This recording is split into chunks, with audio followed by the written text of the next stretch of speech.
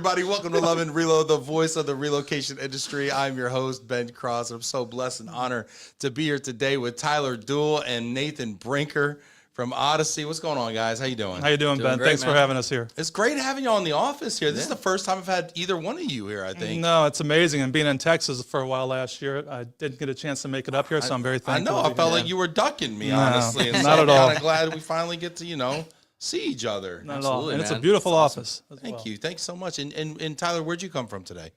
I actually flew in from Atlanta. Hot Atlanta. All right. Atlanta. Get in the comments, y'all. Let us know who you are, where you're at in the world, if you're in Atlanta, or where you living nowadays, Nathan? I'm in St. Louis, just outside of St. Louis, Missouri. St. Louis.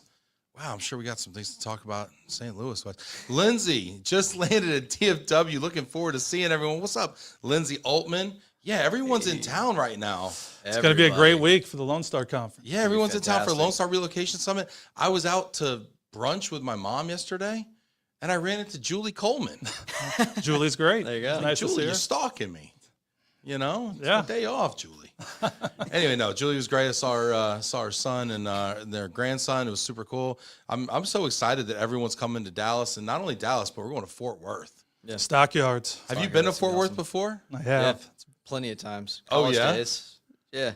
Wow. I've been to the rodeo out there. It was I would call that underrated. It's actually a great place to visit, but the stockyards are a lot of fun. Yeah, people sleep on the rodeo. The rodeo is do. phenomenal. Rodeo is a good time. What's your That's a ton favorite of part fun. about the stockyard? It sounds like you're a veteran there. I am Tyler. not a veteran. I've only been a handful of times, and it was all bar hopping. So Yeah. I can't speak to anything outside of that. You done the old White Elephant Saloon there? It's like probably from the have. 1800s. Like guy got shot out front playing poker. It was in Landman. I know that. Well, yeah. Great Good show. call. Great show. Yeah. So there's gonna be a lot of landman, sightings and stuff or whatever out there. For sure. Let's see here. We got people checking in here. Get in the comments, y'all. We got Jana Edgar. Hello. Hey, Jana. Hey, Jana. Hello. Jamie Kubrock. What's up? Just arrived in Dallas. Let's go. What's up, Jamie? Hello, Robert Zeitz. Hello from Cambridge, Mass. Wicked smart, Robert Zeitz. Daisy says, such a handsome group of guys and Ben on Love and Reload today. What's up, Daisy? Thank you, Daisy. That's an interesting choice. Stephanie Towns, hello from Fort Worth. Can't wait to see y'all in Cowtown. Where are you, Stephanie? What are you doing right now out there? Stephanie gets super early. Stephanie, you staying Wednesday night too? Come on now. I'm going to go to she's probably Friday. Until a Friday. Blair Like a Rosenthal, long wish week. I could be there, but my colleague Michelle is there. Have fun. What's up, Blair? Yeah, this is going to be exciting here. This is crazy, too. The first year that Lone Star is happening, there's like 300 people. That's a showing great out for it. A lot of hard work by people to put that together, but to get 300 the first time, that's great. That's an Yeah, and amazing turnout. 25% corporate attendance, too. It's a great At scale. That's pretty participation. impressive. For you sure. know? Incredibly impressive. Yeah. Yeah, Mike Falia, good to see you gents on here. Go Cards, Nathan. Thank you, Mike. Just swept the Astros Hey. for my H-Town people. Wow, just swept the wow, I didn't know that. Yeah. Stan says, afternoon, Tyler, way to represent the ATL. Stan Hey. Baker in the house. How you doing, Stan? Look at this, Stephanie Towns. What's up? Yeah, this is going to be a lot of fun, y'all. I'm really excited about it. We're going to head over there after the show, and then we're broadcasting live from Billy Bob's tomorrow. It's gonna be a good time. Doesn't get much bigger than Billy Bob's, does It it? does not. Get No, much it's the bigger than that. biggest. Yeah. It's actually the biggest. I go way back with honky tonks. My dad actually told me one time, I don't know why he shared this with me, but he said he actually met my mom in a honky tonk. So, it's a lot of sentimental value there Sure. for me. There you go. It's a good place. Getting back to my roots and stuff. They're a lot of fun. Any place with live music and Yeah, I'm a big fan of cowboy live boots, music. it's a good time. Are we going to have live music at the Lone Star? Hope so. I mean, I would Yeah, maybe. guess. At Billy Bob's? Yeah, hit Have that to. like button. Let us know Yeah. if we're gonna have live music. If you know, if you're in the And know who it's going there. to be. Yeah, and who it's gonna be. Yeah, that'd be helpful. Appreciate you. Yeah, there's also gonna be some bull riding going on too. That'll be fun. Yeah, I'm not partaking. No. I heard you were getting on the bull for charity. I've done that once, I think, but it Did wasn't you- a live did bull. you really- No, mechanical Oh bull. man, Mechanical you did the bull. mechanical bull. ERC in Oh, I've done a Dallas. mechanical ball. It's a disaster. Yeah, that was what back in 2015 or I something. think like so, that? yes. Yeah, that's a mess over there. Especially when you go head over heels off that Oh, thing. yeah. It's not a lot of fun. There's no way to gracefully exit the. No. The And mechanical nobody ball. makes it out alive either. No, just stay down. No, just stay down. Put a bag over your head before you do it too while you're at it. Yeah, this is gonna be fun. Mike just said, just got to the Stockyards, great spot. Conference will be great. Mike, where are you eating? That's what everybody wants to know. Cattleman's. Oh, is that where it's at? Cattleman's? Well, I don't know. It's a great place, though. I hear the Drover for dinner is where it's at. Great hotel, Yeah. great restaurants, great scene. But can I tell you, my favorite restaurant in Fort Worth, hands down, Lonesome Dove. I've never been there. It's a Dove. Tim Love restaurant. He's like the celebrity chef of the Stockyards. And Lonesome Dove, if you haven't made reservations yet, good luck. But Lonesome Dove is phenomenal. They have rattlesnake sausage, and they got the best hamburger I've ever eaten in my life. Okay. It's an Noted. Talking my language. elk slider. I would try that. I would definitely try It's that. a little tiny slider. It's elk and it has a little foie gras on it. Foie gras. Foie gras. Foie gras. I don't know which Fancy. letters to pronounce. Steph says, but Billy Bob says great music throughout for sure. No live music at the venue, but around, surrounding just the bull riding that you do not want to miss end of day. Yeah, it's going to be sick. Be a lot of For fun. sure. Hey, so when y'all aren't riding bulls and stuff, how's it been going over? You guys are both new over at Odyssey. Yeah. What's that like? Oh, it's been going great. Tyler and I started, I think, the same exact day. And getting to know the team over there has been very amazing. A lot of good things happening over there, some early success. So excited to be part of that team. Yeah. Yeah, it's been wonderful. I mean, it's for a larger company. I mean, still sitting in that mid-sized space, but they take a very family-oriented approach to everything they do, and I think it's been a really refreshing change for me. Yeah, that's awesome. And our buddy Kyle Blaylock ended up over there too, over at Odyssey. Another great guy. Yeah, you guys are kind of stacked over there. Yeah, we continue. It's very intentional. They're doing a great job with the talent that we're bringing in, not just on the sales side, but also on the service delivery and the operations side. So very exciting times. What makes an RMC great and competitive these days? Because there's some of the corporates that I talk to, they talk about kind of the sameness and how do you tell these folks apart? Frankly, we all have ChatGPT doing our RFPs these days. So how do you really stand out? Oh, I think the easy answer is people, right? Everybody says they have great people, but putting the right people in the right chairs in the right places, I think, is a big part of that.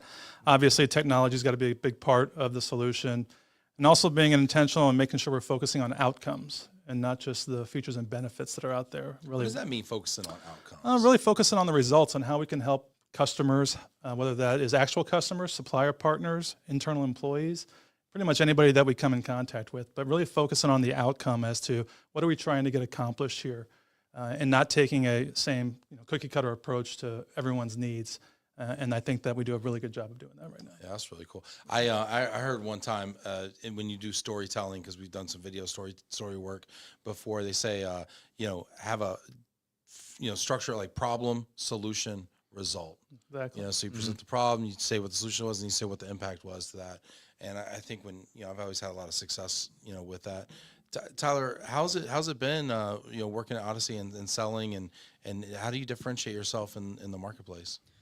I think a lot of it comes down to the way that we do service delivery, which I know that's the key to every RMC's success is service delivery, but there's an intangible aspect to the way that you have to deliver service that I think Odyssey captures.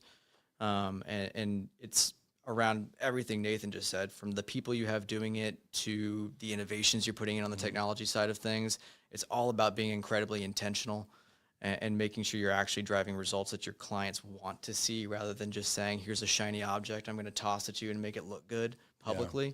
It's about actually having tangible results with what you do. Yeah, I think it's one of the hardest things we do. I mean, it's kind of our job as salespeople is to kind of stand out in a good way, right? But it's there's so many, when I worked for a moving company, it's the same problem, right? It's like all these van lines are alike. How do we choose what makes you different? I mean, I remember that was what Jack Champel asked me that one night at the hookah lounge, that fateful night at the hookah lounge in DC. He's like, what makes you different? I'm like, we're a woman-owned business. We win a lot of awards. He's like, wrong. And I'm like, geez, Jack, chill, bro. Too many Mick Ultras, bro. Take it down a notch, bro. And I was just a young salesperson in this business, but I mean, he had a point that it really took me a long time to figure out. Yeah, and I think that's exactly it, because part of it's you, right? They're going to be buying from you. They're going to make sure that you're going to be there for them and for their people at all times. And so the first person they're going to expect greatness out of is the salesperson. Yep. And that's a reflection on who I'm going to be working with and what that company looks like. And then your job at that point is to make sure you're finding out how can we do more for you, make you look great at what you do, make your employees look great at what they're doing, have a really great experience, because that's the first thing they're going to see when they're a new hire to an organization is how do we take care of those people and their families. Yeah, you get to be kind of the first, you're the ambassador of your company's culture as the salesperson. So if you're coming across as ingenuine or unauthentic, that permeates the entire experience. And so if you can come across as very knowledgeable and supportive, that's going to leave that lasting impression that actually gets you somewhere with that relationship. I'll tell you about lasting impressions. Can I share a story real quick? Sure. Good. All right. This story's about Nathan. Oh God. I know. All right. Well, you can't go anywhere. I've got a captive audience here. Get in the comments, y'all. Let us know who you are, where you are, before I tell the story about Nathan. Mike Falia just ate at diners, drive-ins, and dies. Of course he did. This guy's in such phenomenal shape, by the way, and all he eats is junk food, and I hate you, Mike. Number 345 on the way from the airport, Chef's Point Cafe. Chef's Point, I've never even heard of this place. He finds like these holes in the wall. He's got a list. That's awesome, Mike. Just working on the list. How many you got left, Mike? How many have you hit? How many you got left? I think he should have a celebration like 500 like you did. That'd be solid. Mike Falia The Mike Falia DDD Triple D 500. Invite Guy Fieri or something. Mel says Lonesome Dove is so yummy and awesome. You know it, Mel. Maybe that's Christmas. Our Christmas dinner will be there. There you go. There you go. Jana Edgar, great leadership at ORM. Is that Odyssey Relocation Management? It is. Is that a common acronym internally? ORM? There's a lot of acronyms internally, yes. Yeah, there's a lot of ORM. Yes. Tons of acronyms. It's close to worm. I don't know how to put it, to be honest with you. No, that's cool. Jan always has really great things to say about Odyssey. And shout out to Scott Carroll and Josh over there too. Nate's story. Yeah, here we go. All right. So talk about impressions and everything, right? So I always kind of knew Nate from like in the scene, you rub shoulders with people or whatever, right? And we were at the Don Cesar for SRC.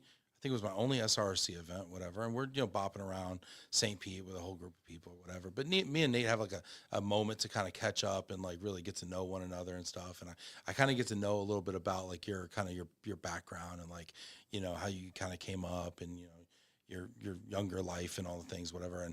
And we really connected in that moment because you shared a lot of stuff with me. And I was telling you that we were back, this is back when I was doing a lot of fundraising for Move for Hunger. And I was telling you that I was trying to, raise like $50,000 for Move for Hunger.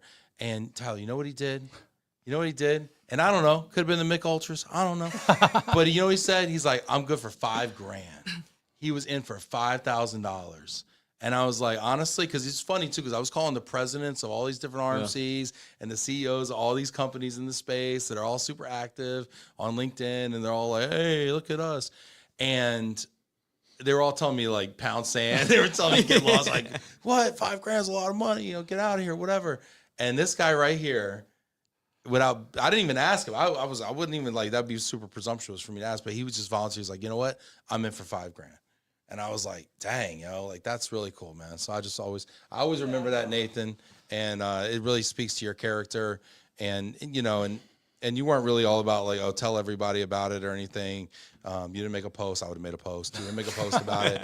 But I just really respected that a lot. Well, and I appreciate that story. And that's a great organization, obviously, that I know a ton of people in our industry support. Yeah. And I believe you hit that $50,000. Yeah, we hit and then $50,000. some on that. Yeah, we did. That fundraiser. So it takes one person to donate it or a company to donate it, but it takes someone and a lot of people to actually get that money together. So congratulations to you and all those that do that. Thank you. Yeah. We did a lot of that, and frankly, I want to get back to doing more of it.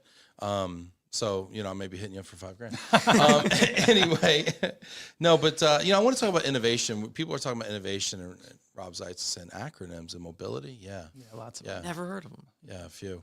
Rob, you're going to like this. Yeah, so let's talk about innovation a little bit. What does really innovation really look like these days? Because we hear a lot. We got a guy at the conference talking about AI, it's going to be a professor, should be really informative. And, but what does innovation really look like, on the ground? I think it really comes down to targeting your innovation specifically to your client base. Because I think that we like to kind of toss out a really wide net when it comes to innovation in the RMC space, and a lot of times that comes up a little bit shallow. And so getting very specific about what it is you're trying to do and accomplish, bringing in your clients to actually source what they're looking for, and then hitting the pavement and actually developing what that looks like and giving that tangible results. Like you can say you're innovative all day long, but if you're innovating things nobody wants, nobody cares. Oh, I hear that. I mean, we do that sometimes as an industry, right? Building solutions to problems that people don't have. Right. But I found that sometimes innovation is more about process than about the actual technology. I agree. The code. Yeah, I 100% agree. And I think a lot of times innovation can be individual, which creates more innovation for others. And so making sure you don't have just one size solution for everybody and trying to figure out how can we be innovative to this person's need. And sometimes it's multiple people within that same organization. Not everybody wants the same thing, just like our customers and the relocating employees don't all need the same thing. So it's continuing to ask those questions and finding out really what the why is to help everyone. Yeah, for sure. Get in the comments, y'all. I want to hear your thoughts on innovation. What does real innovation look like? Are y'all doing anything actually innovative? I think it's always funny when I see these awards, submissions come out. It's like, all right, who wants to win the innovation award this year? And everyone's like, what did we do? Do we do anything this year? We had to do something that was innovative. Come on, 365 days in a year, we didn't do one thing that we could write about. And I always think about that as a CEO of a company. I want to win awards. I'm like, did we actually do anything innovative this year? Well, you probably do every day. It doesn't have to be something big. Sometimes the smallest thing makes a big difference that you come up with. It's just like, how do you remember that? Like, yeah. when it comes time to write this write it down. Write it down. Actually see it in action. A lot of people have ideas. It's when you put them into action is how you're going to actually remember those things. It's a fair point too, because it's sometimes the biggest innovation can be something incredibly simplistic, but as long as it actually hits the mark effectively, that's really what matters, what it comes down to. Yeah, and that's what Robert Zeitz is saying, 100%. How is the innovation answering what clients want and need? Yeah. I don't know. I mean, are you seeing anything innovative? I mean, you guys do anything over at Odyssey that's innovative? Anything you guys can talk about? Where do you want me to start? Yeah, right. at the beginning. What did he say? He said, where do you want me to start? It's hard, though. It's hard to really be like, I mean, at the end of the day, we're managing relocations, right? Like, and people are moving kind of in the same way that they've been moving for a long time.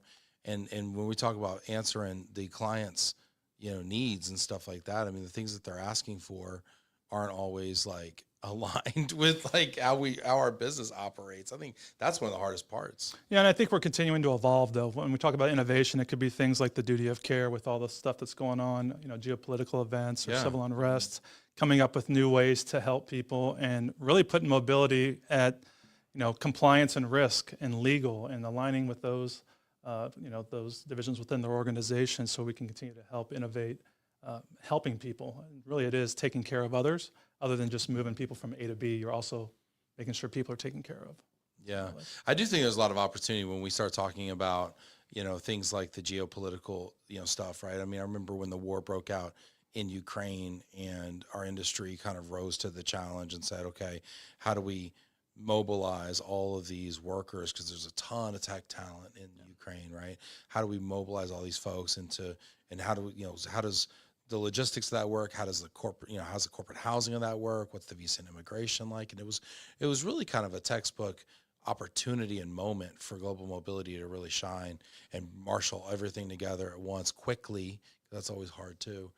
And so, so I do think about as we have all this tumult throughout the world, there's a lot of opportunity to probably do stuff like that. Well, and I think that's where some of the technology comes in and knowing exactly where your talent is in the world, right? And so having that data at your fingertips at all times, and whether that's through the AI tools that we have, or we continue to invest in more technology, but you can't have mobility be a liability.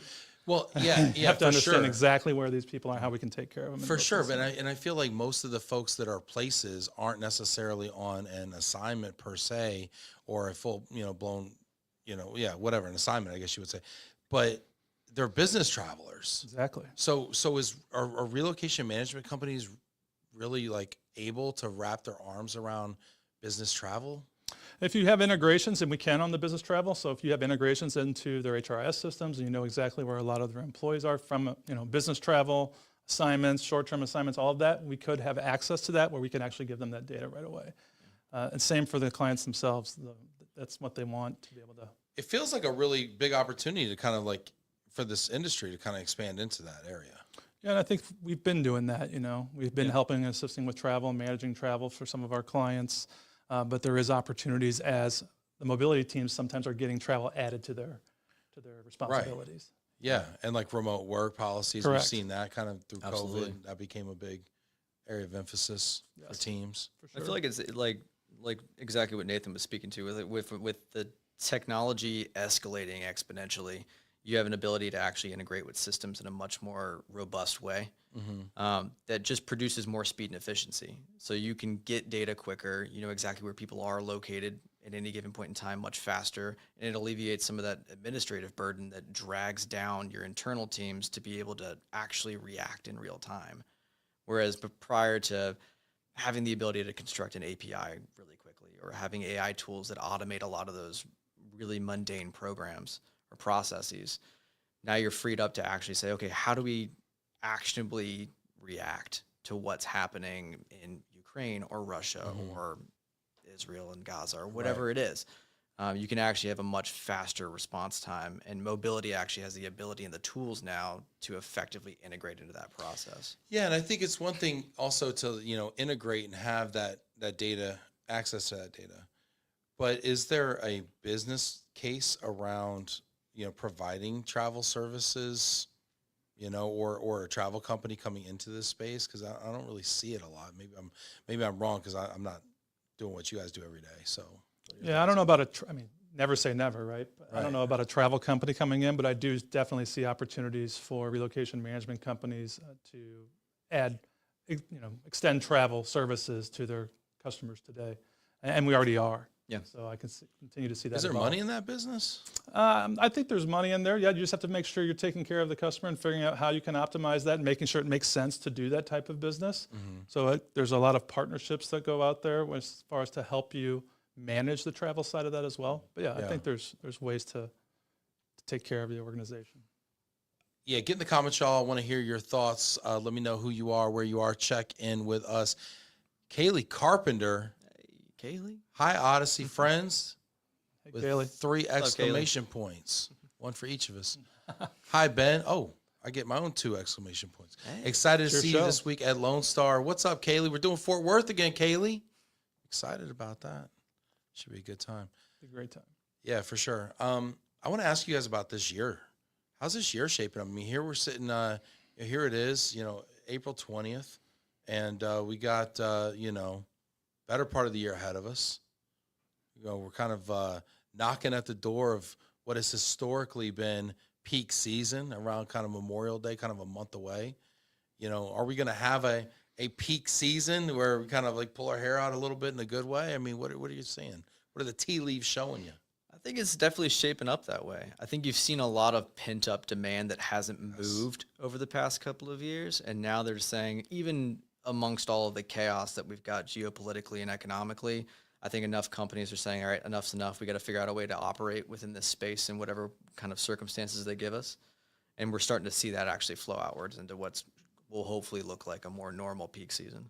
Yeah, we're definitely seeing an increase, I would say, in some of the volume that's out there, even on some of the real estate side, which is nice to see, even though the mortgage rates are flat or increasing, depending on what day you're looking at. Yeah, it's kind of funny, right? Because Right. we've seen, you know, interest rates from the Fed come down and mortgage rates actually go up. Yeah. You know, in weird ways. So it's like things are kind of like strange, but yeah. Yeah, that really looks at the economy overall, correct? So it doesn't, just because the interest rates drop doesn't mean that the mortgage rates are going to drop. So there's a lot of factors there, but definitely see an increase in some of the homes coming on the market. Average days on market, I'd still say around 90 days or so, just depending where you're at. But Yeah. yeah, it's some good signs. Yeah, I pulled up yesterday to my old house that I rented when I first got here, and my neighbor Rick across the street, he told me he built a house, and I was like kind of curious. He had a for sale sign up in the front yard, and so I looked it up. You know, you always want to know, you know, what things are going for. You know what I'm saying? And so I looked it up, and well, first of all, he had it overpriced, but second, I've been in that house. But second of all, it was on the market for 145 days. Oh, wow. I'm like, dang, that's a lot of days. It is. I'd be like, if you know, Rick's bald, but I'd be pulling my hair out at that point. Yeah, and there's some softer markets, and I think, unfortunately, Texas is one of them. and Is Florida. it? I would have thought we would have a good market. Well, It's a little soft. it's a little soft right now, I would say. Yeah. Just due to, I think, a lot of inventory. That's a lot of people moved here. A lot of people bought houses. When it wasn't, you know, when the prices were a little bit lower. And now if they're having to relocate or they want to move, they're having some problems with at least the price. I would say Maybe they're all going up to Oklahoma or something. could be. No one does that. Move No on one up. does. My dad did that. My dad moved to Oklahoma in like 1987, 86, 88. It was Great very, state. Well, yeah, he didn't take Boomer me Center. with him, but it was a very sad moment for me. But you know what I mean? But he moved up there and he's still there. What's up, Dad? Anyway, no, but yeah, do you see people going to Oklahoma though? All kidding aside, I think that place is untapped potential. That's my. got a lot of land. That's It's for got sure. a lot They were of giving it land. away back in the day. It's cheap land. If anybody's looking, if anybody wants some land, charging that's for a it great now. spot to be in. This is new, But even okay? relative to everywhere else, Oklahoma's still cheap. Yeah, you know, and I will say it, and I joke, I knock on Oklahoma all the time because I spent a lot of summers there, and it was so hot. I just stayed inside. I didn't have cable television. It was bad. But anyway, the homes are beautiful. And Gorgeous like, homes. like in the Tulsa area, I don't know about Oklahoma City, but like in that Tulsa area, like Broken Arrow, Bixby, I mean, they got some gorgeous houses. Beautiful homes, great land, Cheap, too. very cheap, very cheap. You get Yeah. a ton of house for your money out in Oklahoma. But what do people do for work out there? Oil In their backyard? There's like, a casino in Tulsa. the oil rig stuff in the backyards is a mainstay. yeah. I mean, yeah, when I was living in Oklahoma, we had people that had whatever those oil pumps are in their backyard all the time. Yeah, sitting in their backyard. Yeah. That's what you see when you drive through Oklahoma. That's about it. Jana Edgar, look at you, Jana, coming in with a pun here. Usually that's Rob's deal. Untapped potential for sure. Untapped with the oil derricks. Untapped. Nice. That makes Spot on. It's good. Good job, Jana. I'm gonna have to give you a high five. Yeah. I don't know. I don't think I'll ever move to Oklahoma, but my brother lives up there and they're having a baby, so I guess people are procreating up there. That's a good sign. That's a leading indicator. You know what I mean? That's good. Yeah, no, so where are people going for? Are they leaving Texas? Is Texas still the destination it once was? Well, I think you have a got lot of out, Nate. I was here for a short time. miss you. You know, I still visit quite frequently. I've got a daughter at SMU, which I love coming down and hanging out with. But no, I think it's definitely an inbound state. I just think that the price of the homes got inflated so much. Yeah, it used to be half the price in New York, and now it's like the same price as Long Island. Yeah, so people, and then with the state taxes or the real estate taxes also comes into play. But it's a great state. A lot of people are still moving here, obviously, but I just don't think they're getting the price they want for the homes when they're selling them. Not getting the same bang for the buck, huh? Yep. Yeah, for sure. Stephanie says, Janet Edgar, second this. After living there during college, tons of potential. But Stephanie, you live here now. So how come you don't live in Soonerville over there, Stephanie? Stephanie's a Sooner fan, I think. It's the only acceptable team to be a fan of in Oklahoma, in my opinion. So both my brother and sister both went to OU. There you go. Yeah, I think it was one of those like I don't have a choice kind of things, but Well, you can go to Norman, where we have a great time, or you can go to the cornfields in Stillwater and enjoy that out there. they got Eskimo Joes out there. They do have Eskimo Are they Joes still out there. wearing those shirts down there? Oh, God, yeah. Stan Baker says Sooner State is driven by the energy sector. Stan, would you move to Oklahoma? Get in the comments if you'd move to Oklahoma. We'll see what happens. You left Oklahoma, though. I did. Why'd you leave? I mean, my parents lived in Atlanta. Okay. So it's like my dad got relocated to Atlanta to work out of the UPS corporate office. How old were you when that happened? I was graduating high school. So I got accepted to OU, and my parents were like, we're out. Peace. We're going to make sure you don't come home with your We're laundry going to on the Atlanta. weekends. We're was going it. far, far away. So you were already leaving the house. Like you were already. Yeah, I was already going to school. I had just graduated high school, got accepted to OU. I knew I was going to It go was like there. the summer before college, and they just dipped They on you. dipped. And then headed back to Atlanta, and I made the 1,300-mile trek every summer to get back home. Right. Yeah, man. I mean, remember when people would move when they had kids that were like school aged? Yeah, What happened to that? Can we bring that back?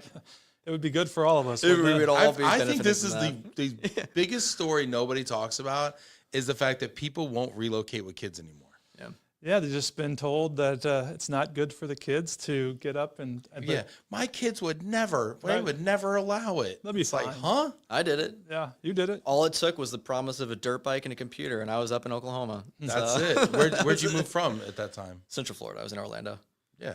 So bribe the kids. Bribe them. I think what do you think about this? Tucking a little MEA, a little miscellaneous expense allowance in for the kids, you know? I don't think they'll know the difference, actually. nah. You could just give it to them, and then they'd ask for some more. But You know how far $1,000 would go with the kids? You get them half an a iPhone? fresh PlayStation, maybe a used dirt bike. I don't know. Stan lived there for 11 years. Melody says, "Heck no, hook them forever. God bless." oh, Texas." here we go. No. Here we go. Oh no. Wow, Mel's all caps. Mel found that caps. I hope she could turn it off before she sends an email. I was waiting Hey for Mel, that. appreciate you. You're hilarious. You get any Oklahoma people coming down to the Lone Star Summit? It's gonna be a handful, right? You think so? You Yeah. would think. They're gonna make that hop across the border. Come on down. I don't know. It's kind of funny. Like in states where there's not relocation councils, like Right. I don't know if they get out much. Yeah. Yeah, there's a couple. I bet that might make the trip. They'll make it. Yeah, there's a handful. I saw Indianapolis did something recently. They threw like a little impromptu kind of thing, and it looked pretty well attended. Yeah, if you don't have something and you put something together, sometimes that's all it takes is a little bit of innovation Yep. There you go. to get a group together that next thing you know, you might have something that comes out of it, a little regional that not everybody gets to go to. A little innovation and initiative, right? I think Boise had a little something They they were do. working on. I think it's twice a year.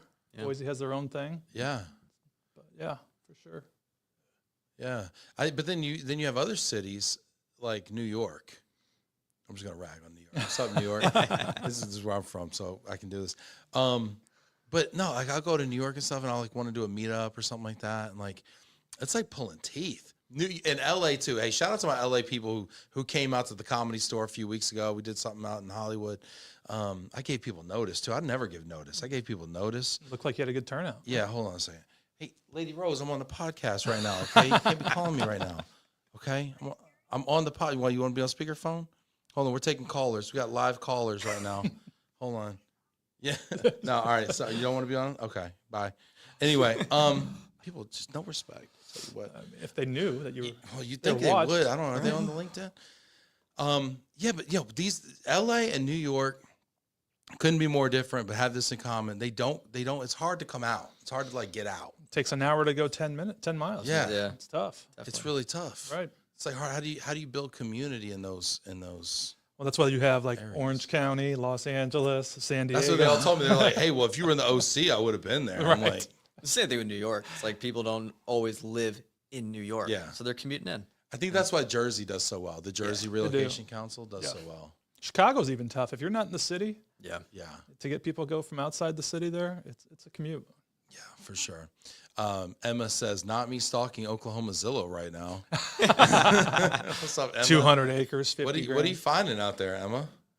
What can like 300 get you out there? Get you up in the panhandle. You got about 200 acres for nothing. Panhandle? I mean, all 5 I people feel that like live the up there. panhandle was like a throw-in on the whole deal. Like, Someone's like, go ahead. we got this map, anomaly. We don't know who claims this thing. We're just going to give it to you, Oklahoma. People are in here. Facts. Jana says we are seeing 50 to 70 people through open house. It's a hot market. I think Jana's just over here talking about her particular agency doing fantastic. Is there a particular type of house, Jana, in the Texas market or the Dallas market that's going? Is it like starter homes or like really uber nice homes, or can you give me some buyers? Like what are you looking at right now, Jenna, that you're seeing 50 to 70 people? Is it just nosy neighbors wanting cookies? There's some of those. Always. Always. But then Nathan, you're over in Missouri too. We've been ragging on Oklahoma. I think it's time to Yeah, let's talk some talk some trash Yeah. about Missouri. what's up? Missouri's booming, man. Yeah, like Joplin or something? No, no, absolutely not. I'm in Darden Prairie. Darden Prairie. Yes. Okay. About 25 miles outside of the city limits. It's a hot real estate market. I was telling people I had 17 offers on the first house. Wow. Over asking, still didn't get it. So I think the Midwest is a hot market. It's more affordable, obviously. Remote work's helping with some of that, so people are Right. going back to where their families are. But yeah, it's actually doing quite well.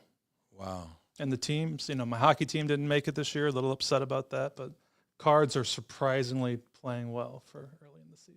Are you a Blues fan? I am a huge Blues fan. I've had season tickets ever since I was gone to Arizona, but yeah, amazing. Wow. And the Cards, huh? What are the Cards putting together? A lot of youth.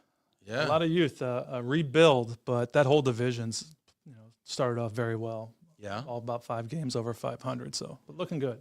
It's fun to watch a young team come together, and you can see that they really enjoy playing with each other. think that's a lot, in our business as well. When you got good teammates in your organization, if you do well, when you like the people you work with. But yeah, they're doing great. No matter what the outcome is, they're a fun team to watch right now. They don't quit. Nice. Yeah. Nice. Get in the comments, y'all. Let us know how we're doing. We're going to play a game soon, okay? I'm going to tease it right now. Get ready. We're actually going to let you play along, too. So if you stuck it out this long, you actually get to play along with overrated, underrated. I know this is a dream come true for you, Rob Zeitz. So stay in the comments here. It's going to be, we're going to give you the rules real quick. Jana Edgar says SFR, and definitely in our luxury markets. Single family residence? Single family what? Residents? Residents? I'm guessing. Guess. Renters? That's all I I guess. don't know. What's the R? The R is big. This is a yada yada. The best part. Was that Jen, right? I don't know. What does SFR mean? Bonus points if you got that right. I mean, Single factor rate. that's another one. there you go. All right, we need to know what that means. Definitely in our luxury market. Luxury. What's luxury? Is that $1 million over? Is it two? It's Highland Park. Two pools, a Highland casita. Robert Zeitz, short-term housing for Cowboys head coaches must be a hot housing market. Wow, bro. Ouch. Scorcher. That's what I'm talking about, Rob. They're going to be good this year. Yeah. Don't even start. Every year I say that. You just jinxed it right there, They'll man. be fine. I'm a big Cowboys fan, and last year I took the year off. Last year I was like, This is a listen, good year to do so. This is a good year to reconnect with my family, pay attention to my business, So I start sleeping on, more on Sundays. You felt better on Mondays? Yeah, I did. I was less invested. And then something happened like midway through the season where like we got on a little heater. Little tease? We got on a little heater. And then there was a moment where I was like, man, if we just beat these Lions, and didn't. Remember when that was easy? Yeah, remember beating the Lions? Lions an easy dub. Yeah, for sure. All right, let's play overrated, underrated. Y'all want to play a game? Sure. Let's do it. All right. Overrated, underrated. Do you know how to play the game? Yes. Okay. We'll see. I mean, We'll see. Okay. Overrated, underrated. Hey, we also have a new technology here. I think, Sharina, can we do this? I'm just going to say we're going to do it. She's going to figure it out because she's awesome. Hey, there we go. You see it on your screen. If you put 1 in the comments, that will log overrated. And you put 2 in the comments, that will be underrated. So we'll do an easy one for you guys, okay? sure. Mizzou. Oh, Overrated, underrated. Mizzou is... How dare you? I have underrated. Nathan has underrated. Tyler spells backwards. Get in the comments, y'all. 1 is overrated. 2 is underrated. If you don't know, what is Mizzou? Mizzou is the University of Missouri in Columbia, Missouri. It is part of the SEC from on the athletic side. Yeah. Very underrated on the football side. Basketball team has not been as good as they historically were, but they're getting there again. But you see a lot of 4-star, 5-star athletes committing to the University of Missouri right now. Okay. And the school itself, I think, is highly ranked in journalism. It's a good school. I'll give you that. Journalism, too. What are yes. they writing about down in Missouri? I don't know. ChatGPT probably knows. Let's see here. So if we put in the comments here, underrated, I gave them a 2. Not -2. It's I don't know why I did that. That's weird. Let's see if it works here. All right. Yeah. Why do you say overrated, Tyler? That's an old rivalry that's never going to die. Yeah. They will always be overrated for me. Well, now I thought Oklahoma's biggest rival was Texas. They are, but that's so Mizzou. So you like games same you thing could with win. Nebraska. Those Yeah, are I think they're old- 55-21. Old rivalries. Yeah. Okay. Stephanie says 1 overrated. Stephanie, okay. Play along at home. There you you go. Yeah. Well done. Nice. Yeah, I don't know. I mean, they can't possibly be overrated. No. That's kind of where I was That's coming exactly. from. I was thinking the same thing. It's just math here. I'm just No, backing I into think the everybody answer. loved them when they went over to the SEC. They had a great first year in the SEC. They were the first, them and A&M, first traders from the Big 12. First trade. Headed over. But they had a great first year, a couple of down years. But to your point, I mean, they've recruited well over the past. We've got the worst luck. We get 5 downs against us with Colorado. Yeah. Kickballs. I mean, Oh my gosh. All right, let's keep it moving here. It's gonna get a little more difficult here. Overrated, underrated. Next one up. Texas Longhorns. oof. Overrated, underrated. Oh, I gotta go with overrated. Nathan, you said underrated. Why? Put it in the chat, by the way. 1 is overrated, 2 is underrated. Put it in the chat. Texas Longhorns. Why do you say they're overrated? Well, and it's kind of the same logic you were saying before. To say that they're, overrated. As much success comes out of Texas, the University of Texas, they've got the alumni, they've got the history with regards to the football program. Yep. Basketball programs coming up, men's and women's sports are doing great there. And the university itself. Now, if you said Austin, I would probably say overrated. But the University of Texas itself, I think, is definitely Underrated? Underrated, yes. Wow. You built a good case there. Have you ever seen the light show they have during the football games with the drones now? It is pretty No. sick. Oh, it's unbelievable. It's cool. Unbelievable. So the show they put on down there, not just on the field, but off, is amazing. Okay, that's a very well thought out point. You have a counterpoint to that? I say they have a great track record of bringing in individual contributors that doesn't translate into actually building a team that functions at the national level. That's what I think they do. Just playing theoretical football. I was out gonna there. say, I that's just how show they do it. scoreboard and see. Yeah. Hey, get in the comments, y'all. Let us know. 1 for overrated, 2 for underrated. Texas Longhorns. Melody says underrated. Arch, she still has her caps lock on. Appreciate you, Mel. I would have given Arch an overrated after last year. Yeah, seriously. I mean, weren't they ranked number one in They the were country? number one. Yes. And Preseason. they came out against Ohio State, which was ranked number Two. 2. Mm-hmm. And was it a home game too? It was at Ohio State. was at Was Ohio that Ohio State. State? Yes. Yep. And they just got blown out. Worked. Yeah. Got worked. Totally. Rough. Tough first game. I mean, it was tough for Arch, to be fair. He came in with a lot of expectations. You got to go into Ohio State. You got to follow up Baker Mayfield planting that flag in the middle of the field. Tough move. Yeah, I don't know. I mean, I just think you got to do better than that. Got to do better than that. I mean, it should have been a tough game for Ohio State too. Should. I mean, first game of the season, but it looked like Ohio State knew what they were doing, and Texas did not. So yeah, but then they got it together. They got it together towards the end of the season. They didn't play a whole lot of great teams, so they got it together. Got some wins together. Yeah. Watch out for them this year. Yeah, what are they going to do? Like be 12th ranked in the country? No, I think they'll probably win that. Are they going to conference. make the college football playoffs? Oh, for sure. Yeah. For sure. It's designed for them to make the college football playoffs They this didn't year. make it last year, did they? No, but Notre No, Dame and Texas, Okay. those are locks. Okay, locks. Yes, write it down. Notre Dame needs to play in a conference. They don't even have to win a conference this year. They just have to win 10 games. Book it. Get on Poly Market right now. Nate says they're locks. They're a lock. Stop betting on the Iran war. Get on there and What's start that? betting on Texas football, y'all. All right, let's see here. Rob Zeit says literal definition of being overrated. Ooh. Quigley checking in. What's up, gents? Hey, Mike. My buddy. Hey. Mike, get in there, man. You can still vote on the Texas Longhorns being overrated. 1 for overrated, 2 for underrated. All right. Quigley, this one's for you. Next one up, overrated, underrated. I say it's for him. I don't actually know what the topic is. They'll have an answer. Working in office. Oh. Working in office, overrated or underrated? Oh God, this is wild. My whole team is sitting outside right now. I was like, why am I here? All right, go ahead. Go ahead, Tyler. You go first. I think there's a level of camaraderie that comes with working in an office. Both of you guys are remote, by the way. That's I'm true. the only one that sits in the office. We I'm are one of the remote. overrated. That is The fair. remote guys come on here and say underrated. Explain yourself. I enjoyed working in an office. Like Yeah. I being remote was new to me when I entered the sales world, but I thoroughly enjoyed working in an office. Being able to get problem solved extremely quickly. You can just walk over to somebody's office and talk it through. Yeah, when I met you, you were working in an office. Yep. And now look at you. I know. Now I'm just working out of my house. Well, I mean, and all kidding aside, though, like when I met you, I think you were like a relocation consultant, right? Yeah. And you were, just grinding, doing your thing, and probably learning a lot from the people around you. You had some really good folks in that organization that probably taught you a lot of things. And now look at your career trajectory. I think that's the one thing I do worry about. Well, and I do too. And I think a lot of the young people in business today also worry about that.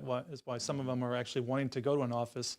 If you're not being seen every day, if you can't have some sort of mentorship, in an office versus just doing it remote all the time, I think they worry about not even being promoted and moving on to the next step without having some of that collaboration around. And I think that's Did you important. see that? I think in the job market today, it's like the millennial generation job hops exponentially more than previous generations did. I mean, 2 years, the people haven't even met people on their team or their boss Yeah. sometimes.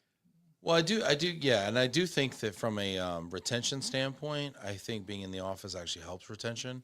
100%. I once heard somebody really smart say that one of the biggest predictors of retention was having a best friend at work. having that buddy, you go to lunch, you go for beer after work, whatever it is, or, hey, really didn't know what the boss was saying in the meeting. Did you understand what they're saying? And I think that person ties us to the job because it's more than just the job. So how do you do that? I mean, that's another thing I kind of worry about, as a CEO, trying to create a culture and some tenure, I would say Odyssey does a pretty good job of that too. Like we've got some very intentional levels of meetings throughout the week in which everybody's getting engaged really consistently. And whether that's casually or formally, it does a really good job of building that culture, even though we do have a lot of people who are remote across the country and globally too. Yeah, Mike Quigley, always helpful, says work from your boat. That's what he does. There you go. Is that ever an option for you as a relocation consultant? Work from the boat? Yeah. Not quite. This is another thing. Not quite. This whole remote work thing, there's classes of people here. This is a very classist kind of concept here, if we're being honest, right? There's a whole lot of folks, like there's a call center rep somewhere, like, I can't get out of here to save my life. There's mechanics. There's like a whole bunch of people that are like, I could never, right? And then there's people like Quigley, love you, man, who just gets to a point, it's like, whatever, I'm on the boat, There's people taking 2-year cruises. Yeah, Quigley's got a Starlink lined up. He's taking Teams calls from Bermuda, like whatever. Yeah. Rob Zeitz says Quigley, WFY, work from yacht. That's him. Solid. Yeah, nice Quigs. Good job, buddy. Jana says underrated. Yeah, I go back and forth on this. I was a big in-office person, and made everybody come in. We had a bunch of remote people when we first started GLOMO because we didn't have an office. And then we got an office and we're like, all right, we're going to have everybody come in, build the culture, build the camaraderie and everything. And I think in some ways it did help. I mean, we do have a pretty strong culture. But I think I've also found people who are remote who have just been absolutely crushing it lately. And we'll see how long that lasts. Shout out to you. I'm looking at you guys right now, okay? Got an activity monitor on your computer. I'm just kidding. I don't. But we'll see how long it lasts, but I mean, they've really come out of the gate super strong. And I think that's made me second guess it a little bit.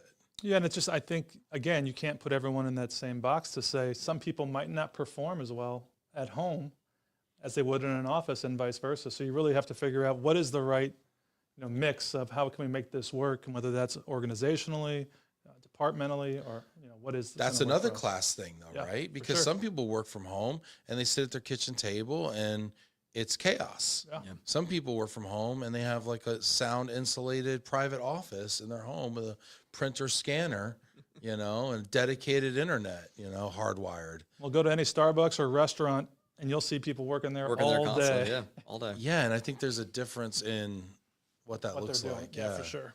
So, all right, cool. Folks said 75% said overrated. All right, I see y'all out there. I see y'all. I went through a long period where I was like going hard, like on the in-office thing. And I used to get so much hate mail because like, stop telling my boss I need to be in the office. Right. Well, why is that? Yeah. All right. Next one up. Overrated, underrated. Get in the comments, y'all. Live music. Ooh. 1 for overrated, 2 for underrated. Oh, we finally all agree. Look at us. There it is. All on the same team. Underrated all the way around. Nathan, why? Well, there's nothing better, I think, than sitting and listening to live music, whether that is a solo artist just out there singing, or a live band, or the combination of both. It gets you moving, gets you energized, especially when everybody's great. But even if just the band's great, it's a great experience. Some people don't like live music. Like if they want to go and they want to talk. Well, then don't go to a place that has live music. Yeah, which is pretty easy to do these days. Yeah. What do you think, Tyler, about live music? I love live music. It is by far my biggest hobby is live music. Do you play? No, I mean anywhere there is live music, I will have an exponentially better time. I'm so with that too. So I was just in Chicago last week and we lined up like 4 spots. I went to 3 blues clubs and Redhead Piano Bar. I didn't see you. We went to Kingston Mines in Chicago, which is kind of out there a little bit, which is great. We went to Chicago Blue, which I had never been to before, which was awesome. And we went to Buddy Guy's Legends. Yeah. And I met Buddy Guy. Wow. Buddy Guy showed up. Dude, he's 89. He'll be 90 years old July of this year. Buddy Guy showed up. and he sang. He was crazy.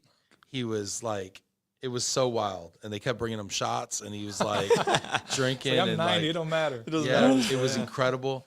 And he signed a record for me. Oh, that's cool. And I'm gonna Sweet. get it. I'm gonna get it framed. Did you get a picture with him? I got a picture, dude. Perfect. Check this pic out, dude. This is so wild. Like, I know we're going. This probably doesn't make good, Probably not good for the podcast. but I don't really care. Pete, this right here. Look at that. Me and Buddy. Oh, it's gonna be perfect on the Me record. and Buddy, right? With the Yep. record, yeah. Look at this, guys. Look at this. I don't know if you can see this. Sweet. Me and Buddy right here, You don't look 90. right? Oh. No. It's about as old as me, honestly. I mean, it was funny because he went out there where he had like two people with him, Awesome. like making sure he didn't like fall or anything. But like, he was funny. He was funny. He was such a showman, you know. Still could sing. Didn't play, but he could still sing, and it was incredible. So, yeah. Nobody put overrated in the comments here. Everybody's getting at it. Mel says, "Stop, buddy, guys." Still got the caps on. This is awesome, Ben. I love you, Mel. You're the best. Jamie Kurok, everybody's in here. Stephanie Towns. So Fort Worth is probably a top 5 town for me to see live music in. Okay.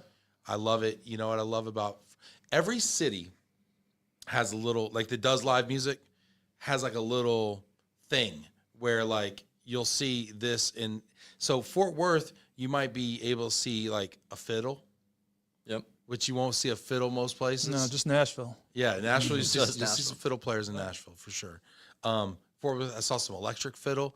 I asked my uncle one time. I said, Uncle Ron, he played every instrument. I said, Uncle Ron, what's the difference between a violin and a fiddle? He said, well, he thought about it because he was like, oh. He's like, you know what? You could spill beer on a fiddle.